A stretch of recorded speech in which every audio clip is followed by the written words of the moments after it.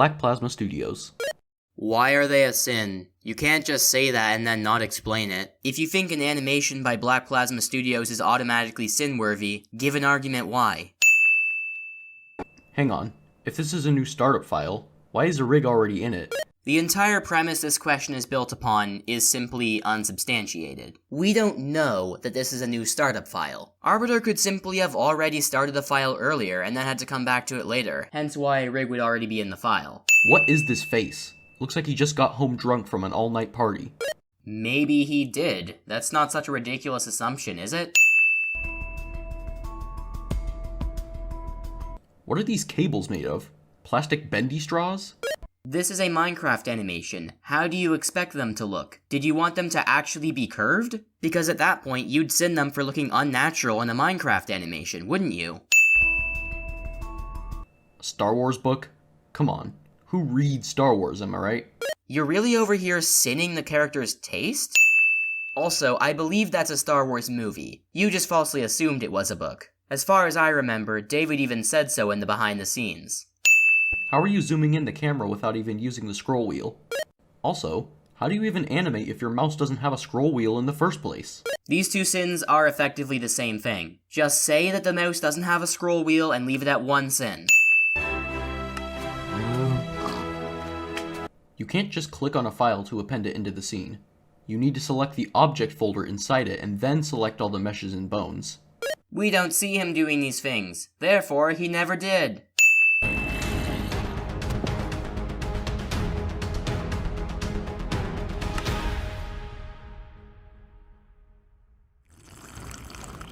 Get it? 'Cause teacups are funny now.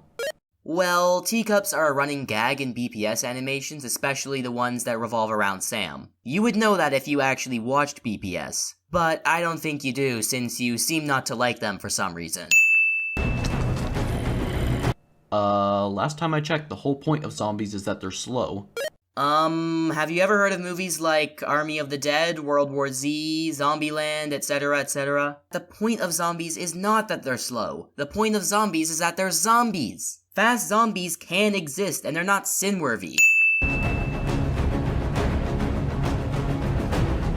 Was that a wink? 'Cause that didn't look like one. What do you mean it didn't look like a wink? Definitionally speaking, a wink is simply a person closing and opening their eye again really quickly. Also, if the animator can interfere, why doesn't he just delete all the mob rigs? Just because Arbiter can interfere with some things does not mean he can interfere with all of them. The virus may be specifically blocking him from doing certain actions. In fact, it would make sense to assume that.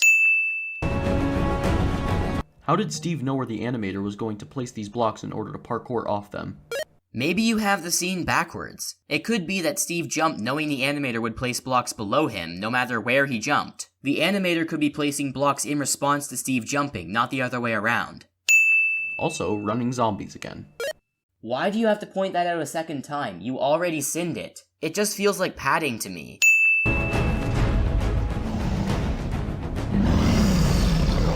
That Ender Dragon's teeth look like a bunch of upside-down ice cream cones. Yeah, and it's awesome.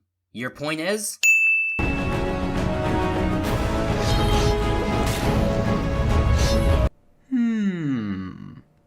Hear me out, everybody. This is gonna sound crazy, but taking inspiration from other animations is not inherently a problem, as long as it's not direct copying.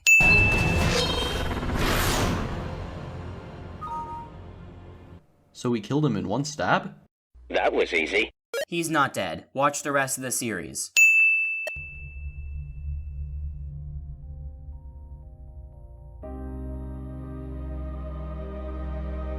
Are we supposed to feel sad?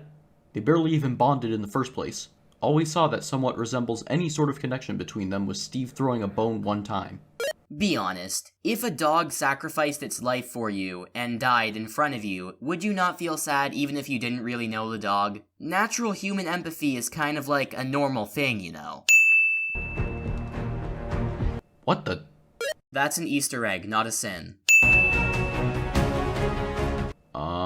I highly doubt all these animators have their names and art literally engraved onto their computer.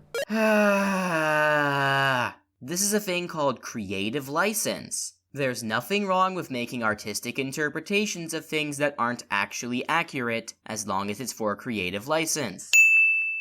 Also, Element Animation has a team of animators. It's not just one person.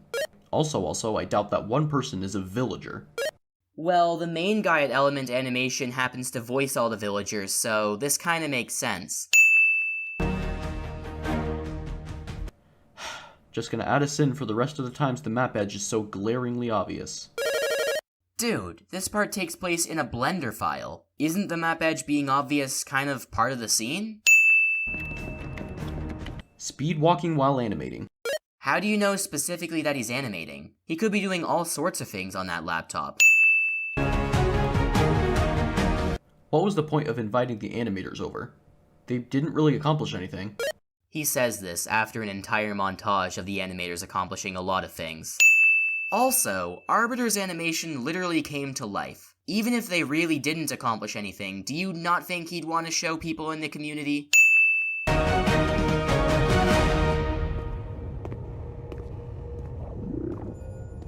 Well, this whole place just kind of came out of nowhere. What do you mean? We know that Steve's been exploring the Blender file. We can easily infer that he's exploring a new location of said Blender file in this scene. It doesn't frankly matter that we haven't seen it before. Everything has to be introduced at some point.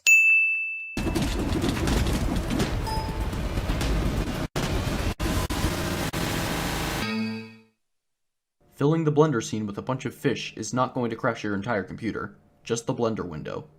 I mean, the presence of a literal virus may have also contributed to it, but I'm not an expert.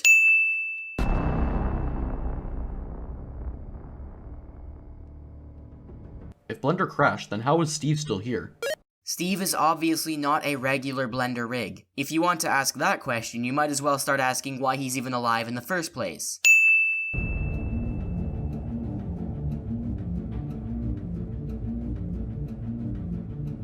Wait, so you have 4 copies of Cinema 4D? Shame. Also, there's multiple Microsoft Edges, Facebooks, QuickTimes, etc. Gonna add 5 cents to cover every duplicate app in this scene. You do realize shortcuts are a thing, right?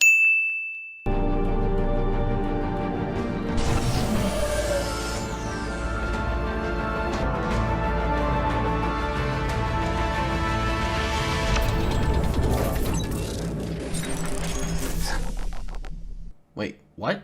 What was wrong with Blender in the first place? Why did you need to cut that string? This is never explained. What do you mean what was wrong with Blender in the first place? Have you not been watching the animation up to this point? Also, the metaphor is really not hard to understand. Steve cutting the string and then reattaching the string is supposed to represent him rebooting Blender, in order to cleanse it of the virus, of course. It's really not hard to understand, but I guess it is for animation sins, for some reason.